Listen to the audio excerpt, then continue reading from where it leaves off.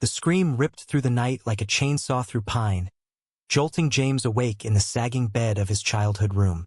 Rain hammered the tin roof of the old farmhouse in Willow Creek, Kentucky, turning the world outside into a blurred watercolor of gray and black. He bolted upright, heart slamming against his ribs, only to hear it again. His father's voice, raw and desperate, bellowing from the front porch. "John! Goddammit, boy! Get your ass back here!" James's bare feet hit the cold hardwood floor before his brain caught up, the name slicing through him sharper than any knife. John. His John. The one who'd whispered promises in the dark just hours ago, skin warm against skin, before slipping out like a ghost. Downstairs, the screen door banged open, and boots thudded across the creaking boards. His father's, heavy with fury, chasing shadows into the storm. Willow Creek wasn't the kind of place that forgave secrets. Tucked into the hollows of eastern Kentucky, where the Cumberland River snaked like a lazy serpent through hollers choked with kudzu and coal dust, the town clung to its traditions like a rusted chain. Folks here went to church on Sundays, fished on Saturdays, and whispered about anyone who didn't fit the mold. James Harlan had never fit. Not since he was 12.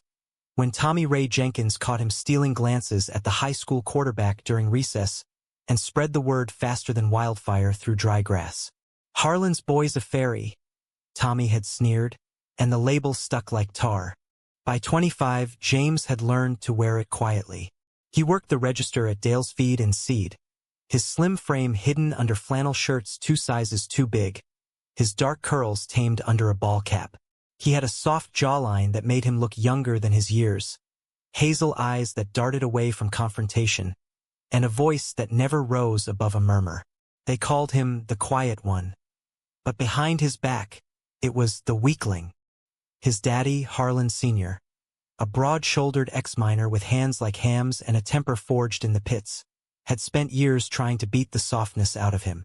"Ain't no room for crybabies in this holler," he'd growl after a belt whipping, leaving welts that James hid under long sleeves.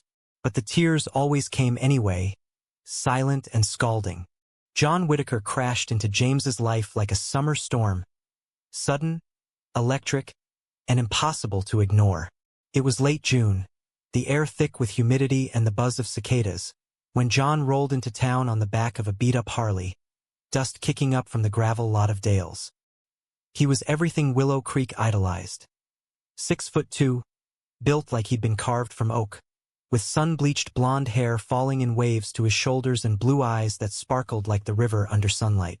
27, a volunteer firefighter from Lexington who'd come home to help his ailing ma. John moved with the easy swagger of a man who knew his place in the world, and knew it was at the top. Their first collision was literal. James was stacking 50-pound bags of feed in the sweltering storeroom when John sauntered in, asking for welding rods. One bag slipped from James's sweat-slick hands, tumbling straight into John's path. It hit with a thud, bursting open and coating the bigger man's boots in cornmeal. James froze, apologies tumbling out in a rush.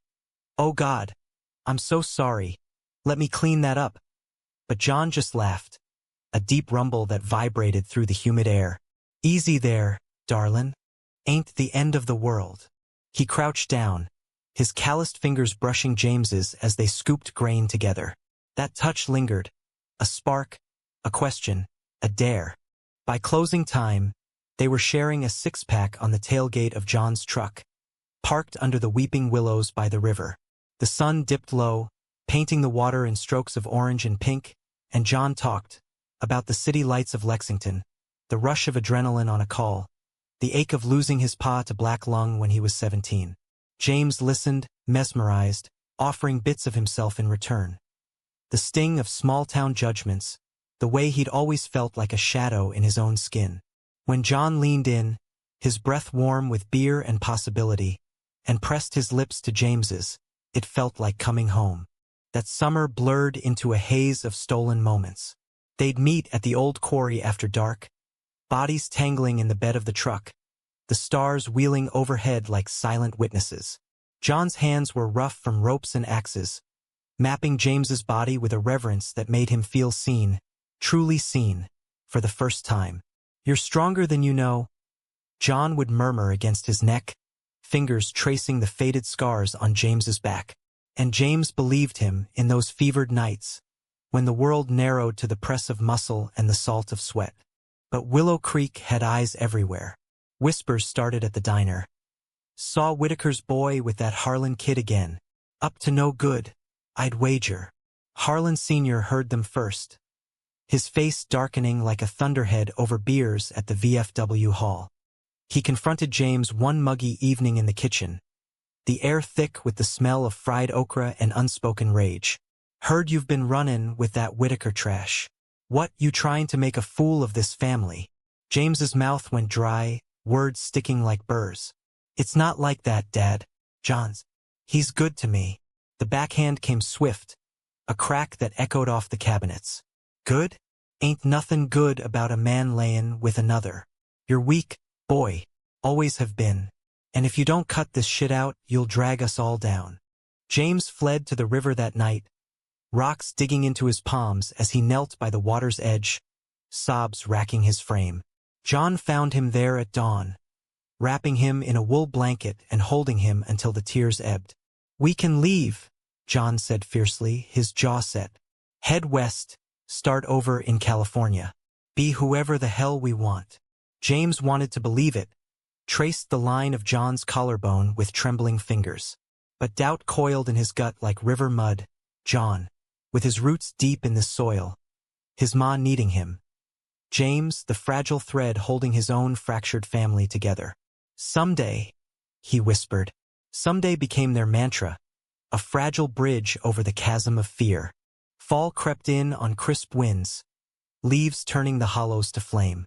John threw himself into the fire department, leading drills with a charisma that had the whole town buzzing. James watched from the sidelines at the annual barbecue, nursing a soda while folks clapped John on the back.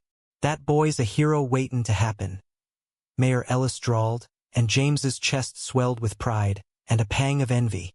If only they saw him that way. Not the scrawny clerk who flinched at loud voices, but someone worthy of John's light. Then came the betrayal, sharp as shattered glass. It was a Friday night, the air heavy with the promise of rain, when James swung by the Whitaker place unannounced, a six-pack in hand as a peace offering after a week of tense silences. John's ma was visiting kin in Harlan, leaving the trailer empty. James let himself in with the spare key John had given him, calling out softly. No answer, but from the bedroom drifted sounds, low moans, the creak of bed springs. He pushed the door open, and the world tilted.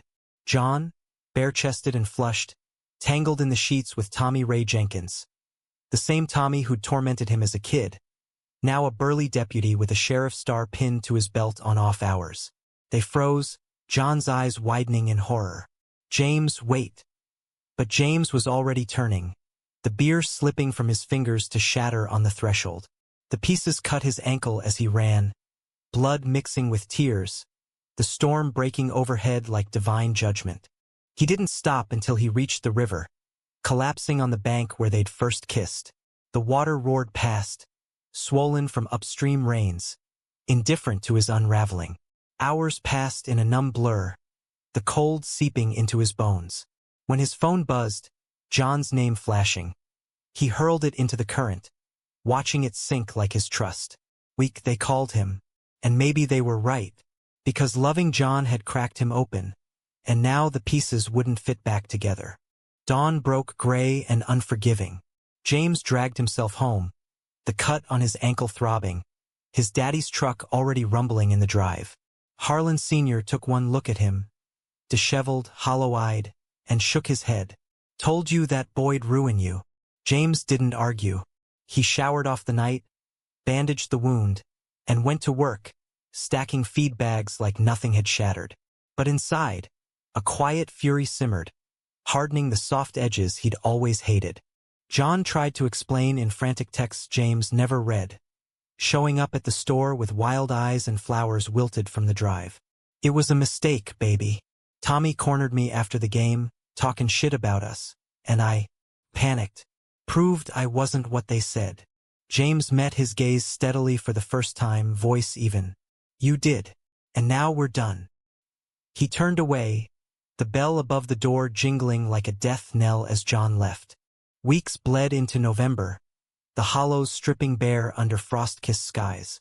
James threw himself into routines, volunteering at the food bank, fixing up the old community center with hammers borrowed from his daddy's shed.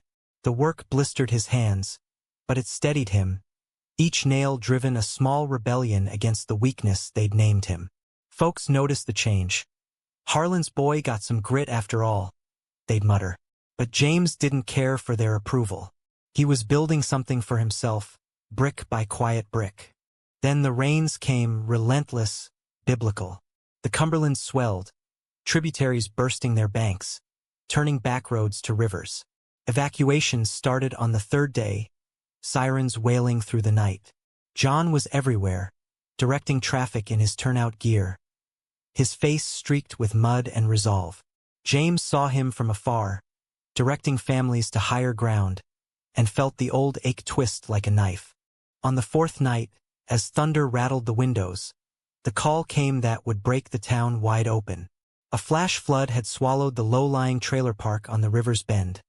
Dozens trapped, including John's ma, who'd returned early from her trip.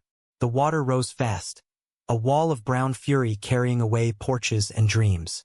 The fire department scrambled, but the current was a beast, claiming 2 rescuers before they even launched the boats. James was at the station helping load sandbags when Chief Harlan, no relation, but a gruff uncle figure, barked orders. "We need volunteers who know these waters." "Harlan, you in?" James nodded, heart pounding. He knew the river's moods, its hidden eddies and treacherous drops, from years of solitary swims to escape his thoughts. As the team geared up, John caught his eye across the chaos. Pleading, broken. "James, please. Ma's in there." Something shifted in James then. A dam-breaking knot of grief, but resolve.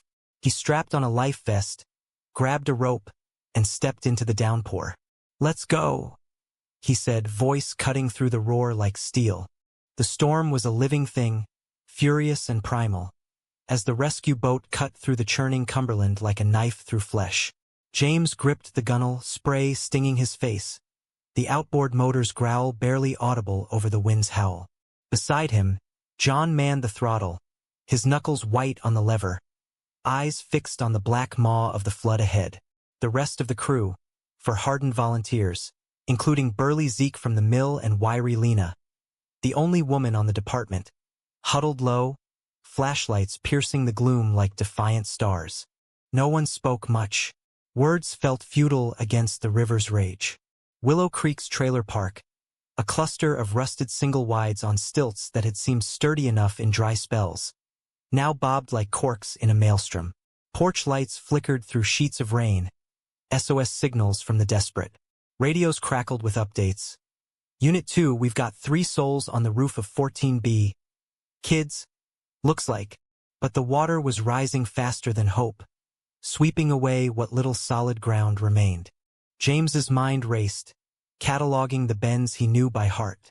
Born and raised in this holler, he'd mapped the river in his bones, where the current eddied lazy around the old mill dam, where it accelerated into a frothing rapid under the covered bridge. As a boy, he'd come here to drown out the echoes of his daddy's rages, floating on his back until the stars blurred with tears.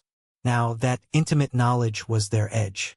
"Take the inside channel," he shouted over the din, pointing to a deceptive calm on the left. "Avoids the snag field. Logs'll rip us open."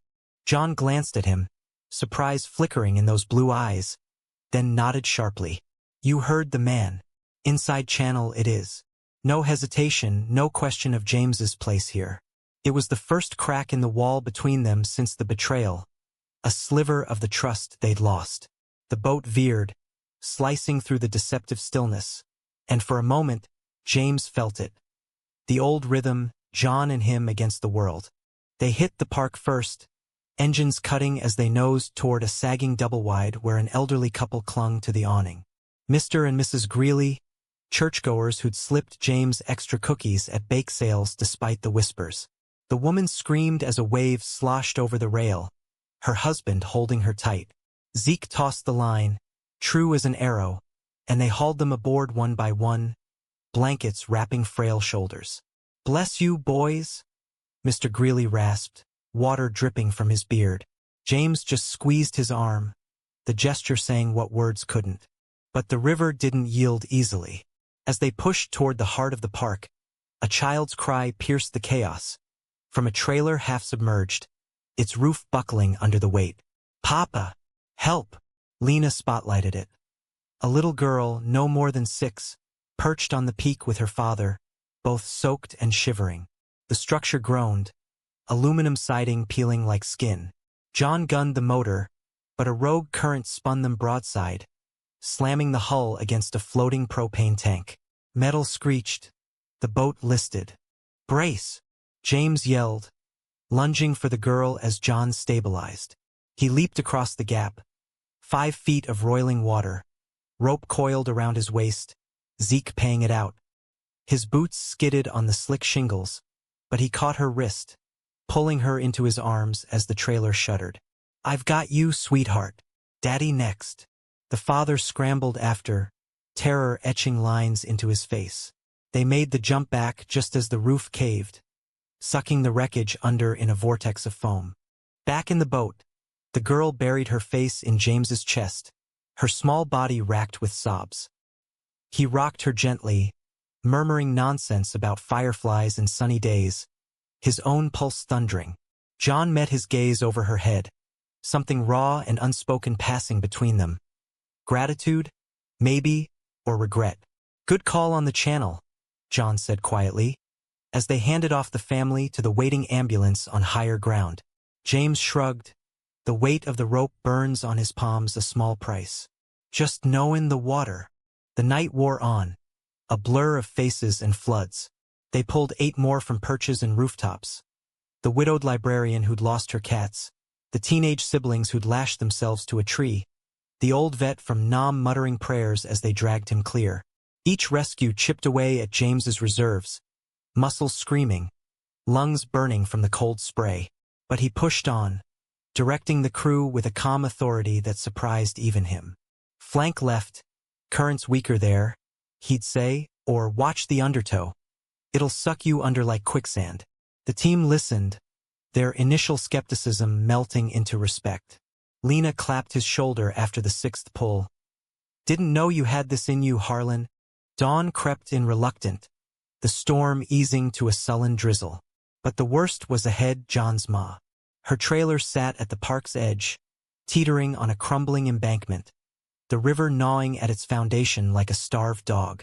Radio chatter painted a grim picture. She'd barricaded the door against the surge, but the water was waist-high inside, electrical sparks dancing like fireflies gone mad. "She's trapped in the back room," the spotter reported. "Structure's unstable, could go any second." John's face drained of color, his easy confidence fracturing. "We go in now." The crew exchanged glances. The smart play was waiting for daylight choppers, but waiting meant risking her life. James saw the plea in John's eyes, not just for his ma, but for absolution, a chance to prove he wasn't the coward who'd chosen shame over love. "Together," James said, the word slipping out before he could stop it. John nodded, throat working. Together. They launched again, the boat heavier with fatigue, the river calmer but no less treacherous. Debris choked the channel. Uprooted trees, shattered furniture. A child's bike twisted like modern art. As they neared, the trailer loomed, listing at a perilous angle, waves lapping at the windows.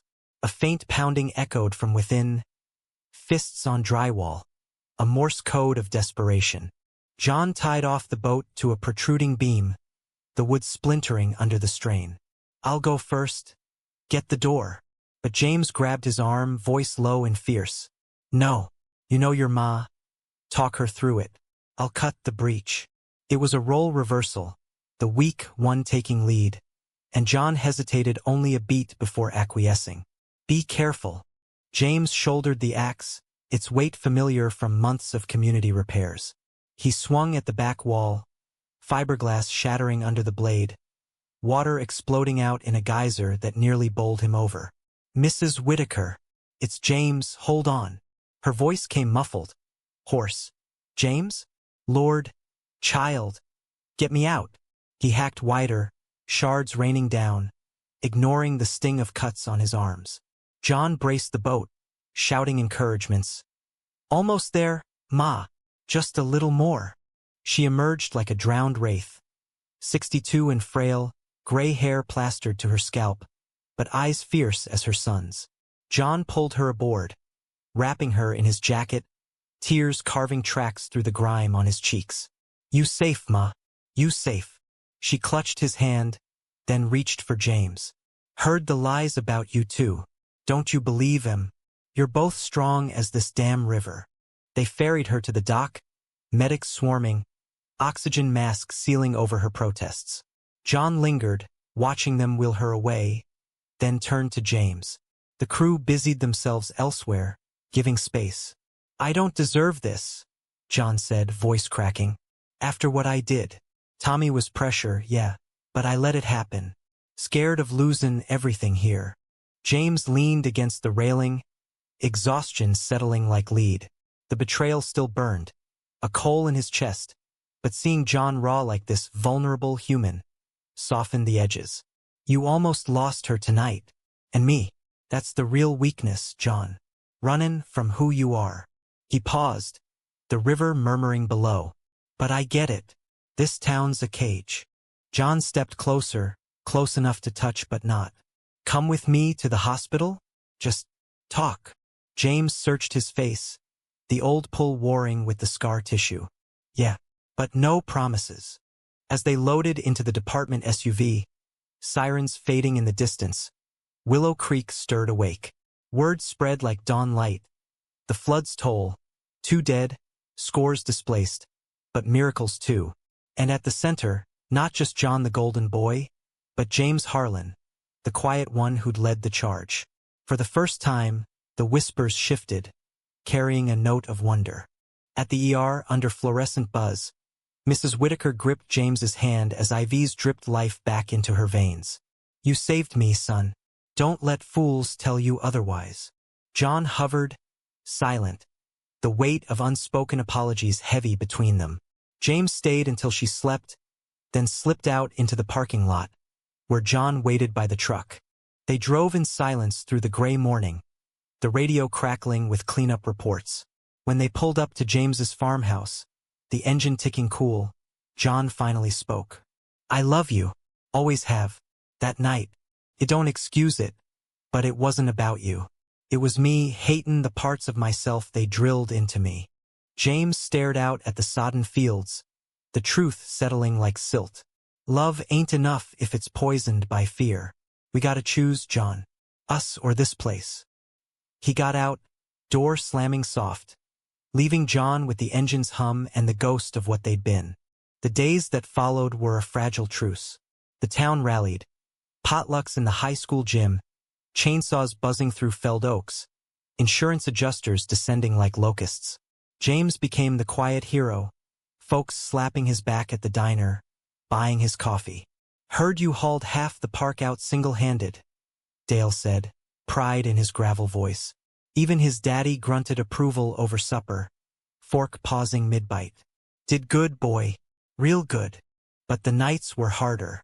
Alone in his bed, James replayed the flood, the rush of water, the weight of lives in his hands, John's broken gaze. Strength wasn't the absence of fear. It was wading through it anyway. And love? That was the current pulling him under, sweet and savage. John kept his distance, helping with rebuilds, but their paths crossed inevitable. At the community center, hammering new drywall, their hands brushed over a 2x4. Electricity sparked, old and new. Miss you, John murmured, sweat beading on his brow. James didn't pull away. Missin' hurts less than lyin'. By week's end, the river receded, leaving mud-slick scars on the land. Willow Creek breathed again, but changed, cracks in the facade, where queers and misfits dared to stand taller. James felt it in himself too, a straightening of the spine. When John showed up on his porch that Sunday, rain pattering soft, holding a bouquet of wild asters, James didn't shut the door. "Come in," he said. And they talked. Hours bleeding into evening, truths spilling like the floodwaters. Betrayal's sting lingered, but so did forgiveness's balm. John's hand found his, tentative. "Can we try? For real this time?" James laced their fingers, the scars on his palms a map of survival. "Yeah, but slow. And out loud. No more hidin'." As night fell, they kissed under the porch light, tentative and tender, the town sleeping unaware. Strength, James realized, wasn't John's broad shoulders or his daddy's iron fist. It was this two broken men choosing each other against the current. Winter clamped down on Willow Creek like a vice, frost etching lace patterns on window panes and turning the river to a sluggish vein of ice.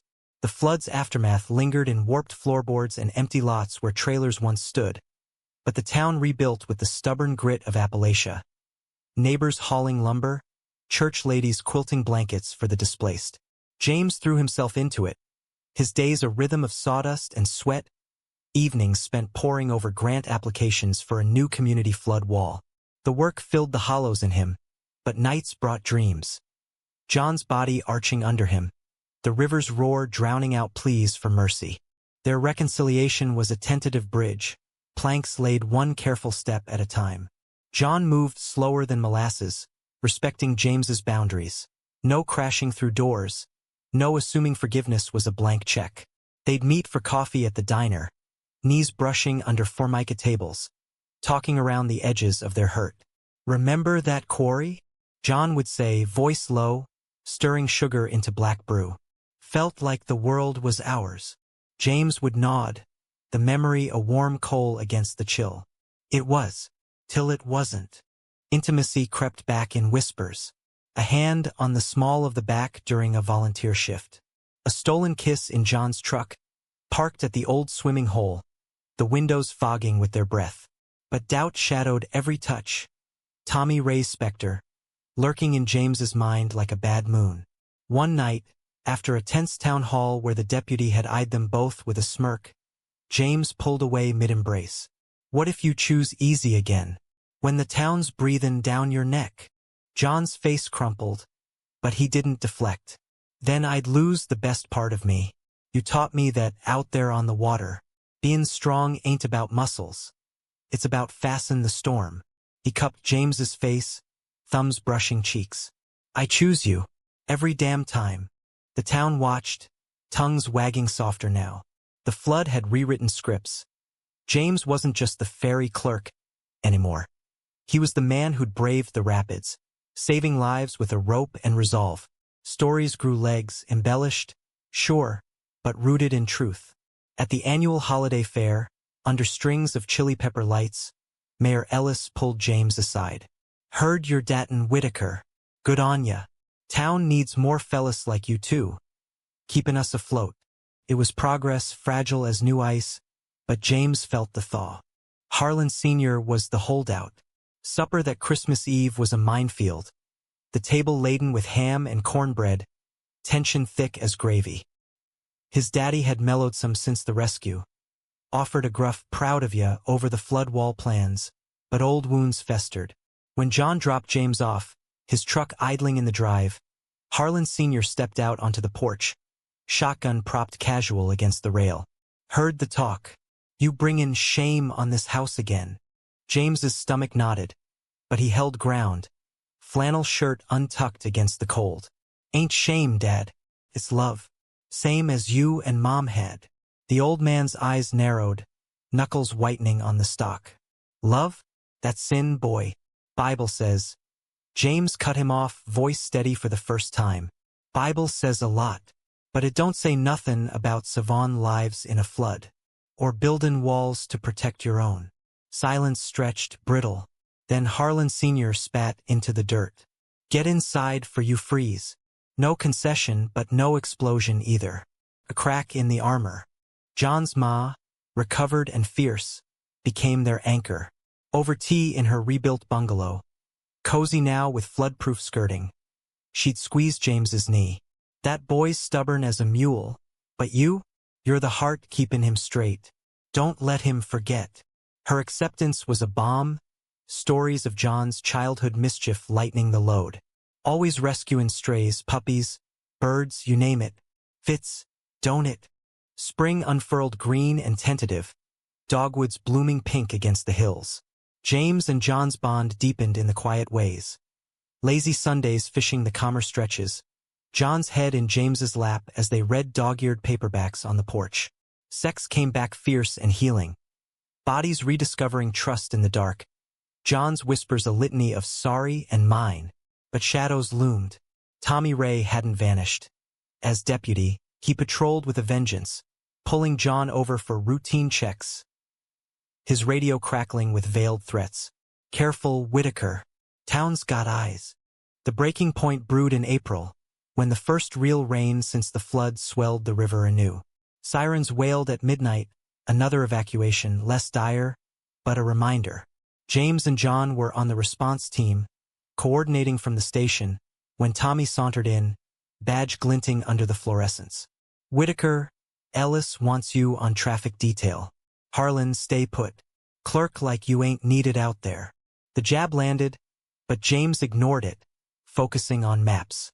John bristled, stepping forward. He led last time. He's going to. Tommy's laugh was oil slick. Led? Or got lucky? We all know why he was out there. Hoping for a pat on the head from his boyfriend. The room stilled, volunteers glancing away. Heat flooded James's face, old shame rising like bile. But he met Tommy's gaze, chin lifting. Luck? I knew that river better than you ever will, Jenkins. And if you got a problem, say it plain. The deputy leaned in, breath sour with chew. Plain? You're a joke, Harlan. And he's slippin' 'cause of you. Whole town's seein' it. John's fist clenched, but James laid a hand on his arm. Steadying, like in the boat. Let him talk. Words don't drown folks. To Tommy, now get out. We got work. He slunk off, tail tucked, but the poison spread. By morning, rumors swirled. James using the rescues for personal gain, cozying up to John for clout. At the diner, sidelong glances replaced nods. Harlan Sr. came home early, face thunderous. Talks bad again. You two paradin around like it's Nashville. James's temper snapped, rare and hot. Paradin? We're livin', Dad. Try it sometime. The fight escalated. Yells echoing through the house, plates rattling. I gave you a chance after the flood, his daddy roared. But this? It's ruinin' you. James packed a duffel that night, heart splintering. Maybe it's Savon me. He drove to John's, crashing on the couch, the river's murmur a lullaby through the open window. John found him at dawn, coffee steaming, eyes shadowed. Stay. For good. It was a proposal wrapped in desperation. Rings unspoken but implied. James hesitated, the duffel's weight a symbol of flight. What about the town? Your ma? My dad. John knelt, taking his hands. We fight for it. Together. Like always. They dove in, defiant. Public now, hand in hand at the fair, volunteering as a unit. The backlash crested. Slashed tires on John's truck. Anonymous notes in James's locker at the feed store. Tommy orchestrated it, his grudge festering into sabotage. One night, during a minor structure fire at the edge of town, he accidentally rerouted the engine, delaying response by 20 minutes. Flames gutted the barn before they arrived. A farmer's livelihood ash. Chief Harlan hauled Tommy in, badge yanked. You're done, Jenkins. Stirrin' hate won't keep this town safe. But the damage rippled. Trust eroded. Whispers turning to shouts at council meetings. We don't need their kind Leodin rescues, one red-faced man bellowed. James sat in the back row with John, fingers linked under the table, the room's fury a palpable heat. That was the spark. James stood, voice carrying clear. Y'all call me weak?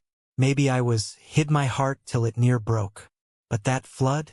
I led 'cause lives mattered more than your judgments. John's the same, stronger with love than without. If that's a threat to Willow Creek, then y'all ain't the town I grew up lovin'. Silence fell, heavy. Then applause, scattered at first, building to a roar. Not everyone clapped. Tommy's allies glowered, but the tide shifted, if only an inch. Afterward, in the parking lot, John pulled him close, kiss fierce under sodium lights. That was you, James. All you. Pride swelled, mingled with fear. The real storm was just brewing. Summer heat baked the hollows, tensions simmering like tar. Tommy, jobless and bitter, vanished from sight, but his shadow lingered. James and John planned escape hatches. Lexington apartments scouted, savings pooled, but roots held fast. Mrs. Whitaker's health wobbled. Harlan Sr. softened in fits, leaving tools forgotten on James's workbench. Then, the call that shattered the fragile peace. A hiker lost in the gorge, swept into a tributary during a sudden squall. Search parties mobilized at dusk, James and John at the helm. But as they rappelled down slick cliffs, ropes biting into gloves, a cry echoed. Not the hikers, but a setup. Tommy emerged from the underbrush, rifle cocked, face twisted in mania. Figured you'd come, heroes. Time to end this fairy tale. The standoff chilled the air. John shielded James instinctively, voice level. Put it down, Tom. This ain't you. But Tommy's eyes were wild, betrayal fueling madness. It is. You chose him over us. Over the department, the town. He fired a warning shot, ricocheting off rock, birds exploding skyward.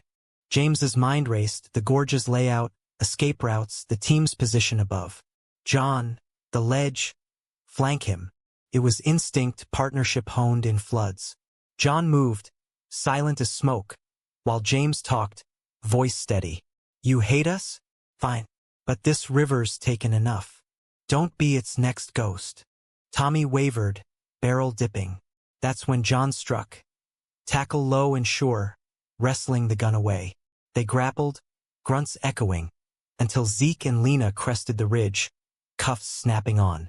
You're under arrest for attempted murder, Jenkins? The chief growled, hauling him up. The hiker was found safe, hypothermic but alive, and the story exploded. Local news vans clogging Main Street, headlines screaming, "Local hero foils madman." Willow Creek reeled, but in the fallout, truth surfaced. Tommy's history of bullying, cover-ups in the department, a pattern of hate unchecked. At the station, after statements, John and James collapsed on a bench, adrenaline crashing. You saved me, John breathed, forehead to James's. Again, James laughed, shaky. We saved each other. Always. The town meeting that followed was cathartic, a reckoning under the gym's rafters. Harlan Sr. spoke first, voice gravel. My boy's queer, and he's the strongest damn man I know. Applause thundered, tears streaking his weathered cheeks. Others followed, stories of hidden pains, calls for change. A flood wall, yes, but also a pride flag on the bridge, sensitivity trainings for first responders. In the quiet after, James and John walked the riverbank, fingers entwined. We stay, John asked. James nodded, the water's song a promise. We stay, make it ours. Fall returned to Willow Creek like an old friend, leaves carpeting the hollows in crimson and gold. The air crisp with the scent of wood smoke and possibility. The gorge incident had scorched the town's underbelly clean, exposing rot and forcing growth. Tommy Ray rotted in county lockup, facing charges that stuck like burrs, his allies scattering like roaches to light. The fire department purged its shadows, promoting Lena to lieutenant and installing James as training coordinator, a role that had him diagramming river rescues on whiteboards, his quiet voice commanding respect. Life with John settled into a rhythm both fierce and gentle. They shacked up in the old Whitaker bungalow, John's ma insisting on the space. Fools if you don't. Morning started with coffee on the glider, James's head on John's shoulder, planning the day, him at the feed store turned community hub, John drilling rookies on the banks. Evenings were theirs. Grilling venison from John's hunts, tangled sheets under the hum of box fans, bodies speaking what words sometimes fumbled. But healing wasn't linear. Nightmares plagued James. Tommy's rifle glinting, the river claiming John in some alternate flood. He'd wake gasping, John's arms an anchor pulling him back. I'm here, John would murmur, lips to temple. Ain't going nowhere. In turn, John's guilt surfaced in quiet moments, apologies laced with self-loathing. I broke us once. What if I do it again? James would trace the lines of his face, mapping resolve. Then we fix it, like the wall, brick by brick. Harlan Sr.'s thaw was the miracle. He showed up one Saturday with a truckload of cinder blocks for that damn wall, and stayed to help, grunts substituting for praise. Over lukewarm beers at dusk, he cleared his throat. Saw your mom in a dream last night. Said I was a hard ass. She's right. James stilled, beer bottle sweating in his grip. Dad. The old man waved it off. Love's love, son. Took me too long to see it. Just be happy. It wasn't effusive, but it was enough. A door cracked, light spilling through. The town evolved two tentative tendrils of acceptance. The first Pride picnic was small. A potluck in the park, rainbow flags fluttering shy beside the war memorial. James and John manned the grill, flipping burgers for skeptics turned curious. Mrs. Greeley brought pie. Mayor Ellis toasted heroes in all forms. Whispers lingered, but they were outnumbered by cheers, kids waving flags like victory banners.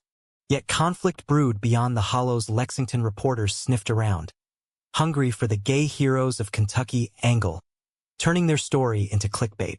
From flood to freedom, the love that saved a town. It drew eyes, supportive emails from coasts, but venom too. Hate mail scrawled with slurs, threats phoned in at odd hours. One night, as James sorted fan letters at the kitchen table, a brick crashed through the window, glass shattering like ice. Fags burn, etched in marker on the wrap. John's rage was a thunderclap. He wanted to hunt the cowards down, fists clenched white. James reined him in, sweeping shards with deliberate strokes. They want fear. We give 'em strength. They boarded the window, reported it, and pressed on, but the crack widened, trust in their sanctuary fracturing. The high tide of drama crested in October, when the Cumberland murmured warnings of another swell. Drills turned real. A mudslide buried a backroad, trapping a school bus of rowdy third-graders on a field trip. Sirens split the afternoon, James and John mobilizing with the precision of partners who danced this dance before. The sight was a nightmare. Earth a slurry of red clay and boulders. The yellow bus tilted precariously, half-buried, kids' faces pale smudges behind steamed windows. James took point, rappelling down the embankment, rope taut against his harness. Stay calm, little ones. Uncle James is comin'. His voice carried, a lifeline through the patter of rain. John coordinated from above, barking orders to the crew. Lena, secure the winch.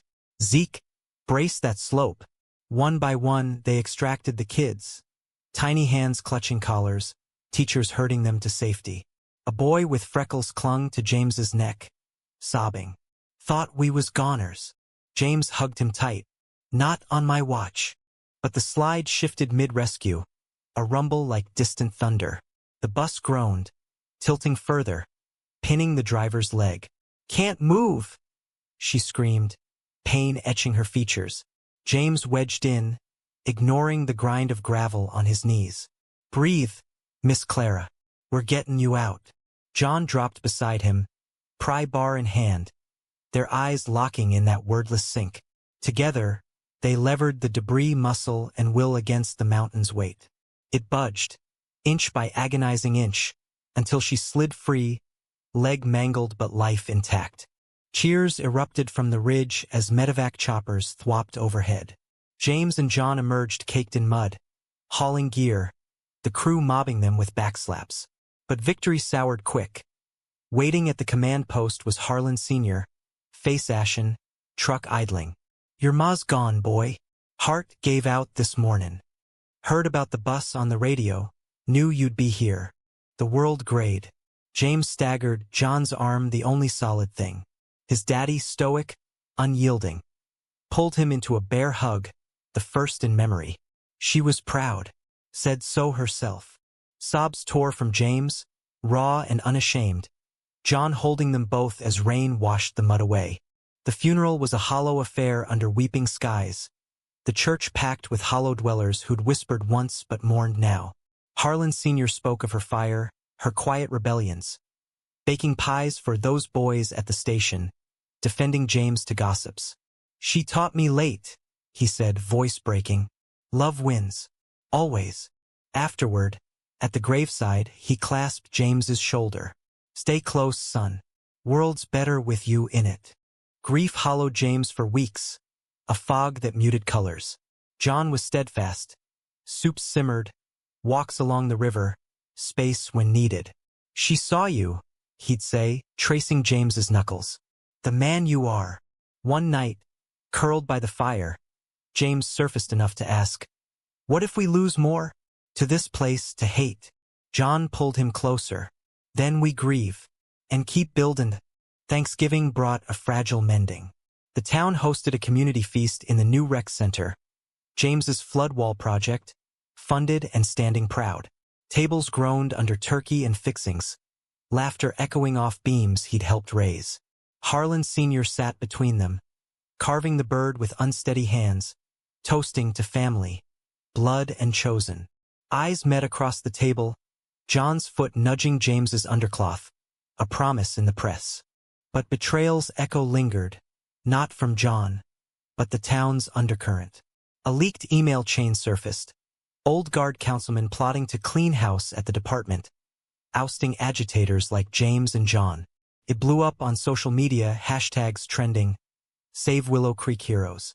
Protests bloomed, vigils with candles, petitions signed in church basements. Even outsiders chipped in, donations pouring for the rec center. The council buckled, the plotters resigning in disgrace.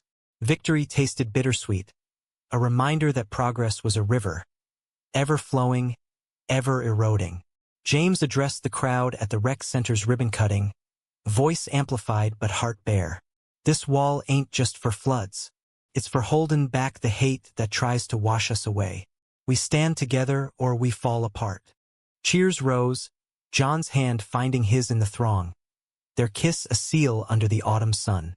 Strength, James thought, was collective, a town remade, loves reclaimed. Yet winter loomed, storms gathering. Whispers of a bigger threat, developers eyeing the hollows for strip mines, dredging the river for coal. The fight wasn't over, it was just beginning.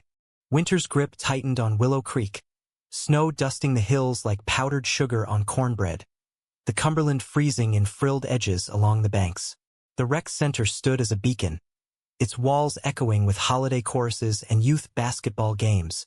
But under the cheer, tremors stirred. The mining conglomerate from Pittsburgh, Sterling Coal, had sent scouts, their suits as out of place as neon in a coal seam. Whispers of eminent domain buzzed at the post office. They'll pay top dollar for the land. Progress, they call it. But James knew better. Progress for them meant poison for the river, black lung for the next generation, erasure of the holler that had forged him. He and John dove into opposition, channeling flood hero clout into activism. Meetings at the diner turned strategy sessions, maps unrolled like battle plans. "They'll strip the gorge bare," John said, finger tracing the fragile greenbelt. "Our rescues? Those spots'll be craters." James nodded, hazel eyes fierce. "Not if we fight. Petitions, rallies, hit 'em where it hurts." The wallet. Harlan Sr. joined, his miner's pension at stake, voice booming at town halls. "I bled for these hills. Won't let suits bleed 'em dry." The romance between them bloomed amid the fray, a counterpoint to chaos. Valentines found them snowed in, cabin fever turning playful. Wrestling in flannel sheets, John's laughter rumbling as James pinned him with tickles. "Yield, Whitaker. Never, Harlan, ow." They emerged flushed, cocoa steaming, planning a spring wedding, small riverbank under willows. "Rings from the quarry gold," John teased, but his eyes shone earnest. James traced his jaw. "Yeah, ours." Spring thaws brought Sterling's hammer. Notices arrived in mailboxes. Offers laced with legalese, threats veiled as incentives. The first rally drew hundreds, signs bobbing. "Save our river." James spoke, voice carrying over the crowd. This ain't just land. This home, the place that tried to break us and couldn't. We'll protect it like we protect each other. John squeezed his hand from the sidelines, pride electric. But betrayal struck from within. Councilman Hale, a flood survivor James had pulled from his attic, leaked rally plans to Sterling, timings, routes, for a consulting fee. It unfolded ugly. Hired agitators crashed the next march, shoving protesters, one cracking Lena's ribs. Chaos erupted, fists flying, sirens wailing. John shielded a fallen kid, taking a boot to the ribs. James dragged him clear, blood slicking his shirt. "Bastards," John gasped, but James hushed him, binding the wound with his bandana. "We win by standin', not Fallon." The leak traced back to Hale, his bank account fatter by 5 figures. Arrested amid flashbulbs, he spat venom. "Y'all queers ruined this town, now it's done." The scandal ignited national fire, CNN vans clogging Maine. Op-eds praising Appalachia's Rainbow Warriors. Donations surged, lawyers pro bono. But the cost mounted. Death threats scrawled on the rec center. John's truck torched in the night, flames reflecting in James's horrified eyes as they watched from the porch. Fear crept in, insidious. That night, under patched windows, James broke. "What if we run? California. Fresh start, no rivers to fight." John's arms tightened, voice a vow. "Run? That's what they want. We stay, love. For the holler. For us." They made love then, urgent and anchoring, bodies a bulwark against the dark.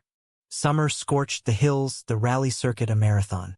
James and John crisscrossed Kentucky, testimonies riveting rooms. The flood took homes. Mines'll take souls. Crowds grew, farmers, vets, even ex-miners like Harlan Sr., who choked up recounting black dust in his lungs. "Don't let my boy's generation cough it up again." The climax crested in August. A mega rally at the gorge, thousands swelling the banks. Bands thumping bluegrass anthems.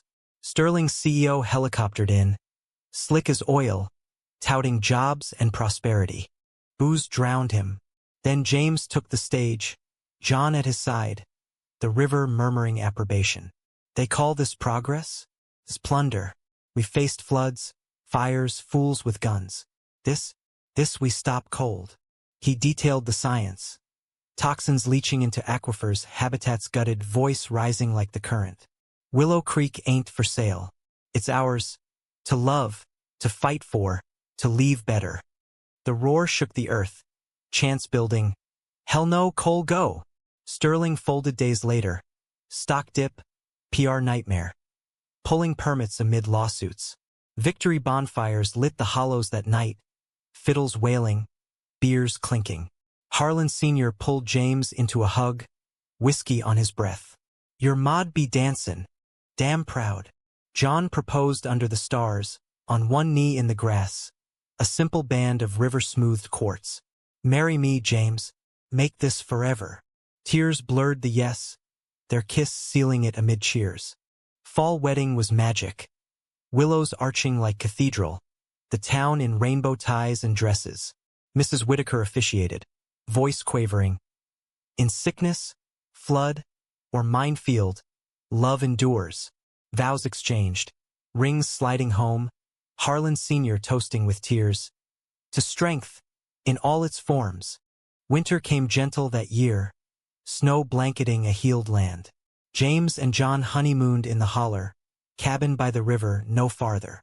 They built, expanding the rec center to LGBTQ youth programs, flood walls to eco-barriers. Life wove ordinary wonders. Adopting a stray pup, John's ma spoiling grandpups-to-be, lazy floats on calmer waters. Years blurred, Willow Creek a legend. The town that drowned hate in heroism. James, once whispered weak, led with quiet fire. Council seat, mentor to scared kids. John, his anchor, grew softer at edges, fierce in devotion. Betrayals faded scars. Conflicts to stories swapped over pie. On their 10th anniversary, by the riverbank where it began, James traced John's laugh lines. "They said I'd never be strong." John grinned, pulling him close. "You led the rescue that shocked us all, me included." The water sang on, witness to their enduring current. Love, human and unyielding. In the end, strength wasn't conquest, but constancy.